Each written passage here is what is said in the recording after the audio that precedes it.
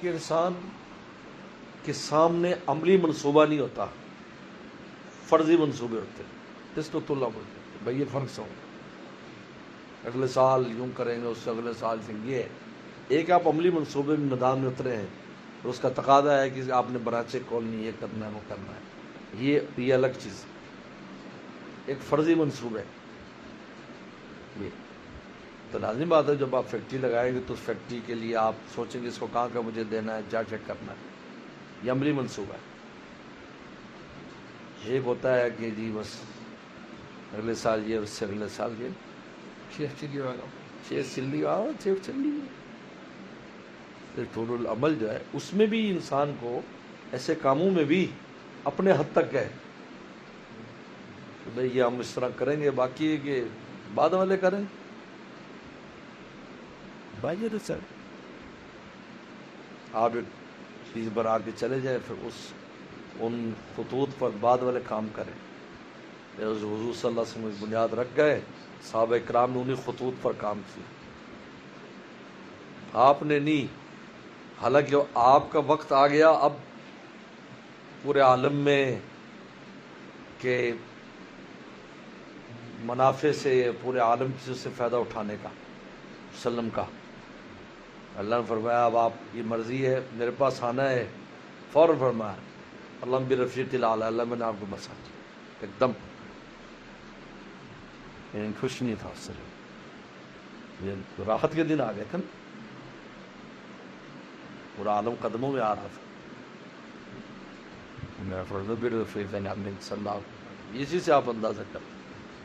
ارے یہ اختیاری چیز تھی، اور تو ہم نے شوق تو نہیں اختیار دیا جو تو آ گیا تو چل بھائی اختیاری سے چھڑوا نہیں بھی سگنا۔ عائشہ فرماتے ہیں رضی اللہ عنہ، فوراً ہم سمجھ گئے اب ہمیں اختیار نہیں کریں گے بید اللہ کی۔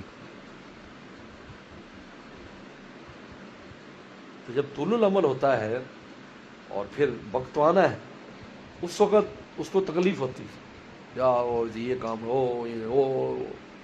اللہ معاف فرمائے، ایسی کیفیت کی موت، بہت گندی اور خطرناک موت، ایسی کوئی کیسے موت ہے، وہ ٹھیک ہے ٹھیک ہے یہ ٹھیک ہے سنبھال دے پھر فوراً نہیں خیال میں۔ حضرت خود میں نے سنی بات، اس بالکل دل خالی کر دے غیر سے، کسی کی نہیں سوچے، بچوں کو سب کو اللہ کے حوالے کر گیا،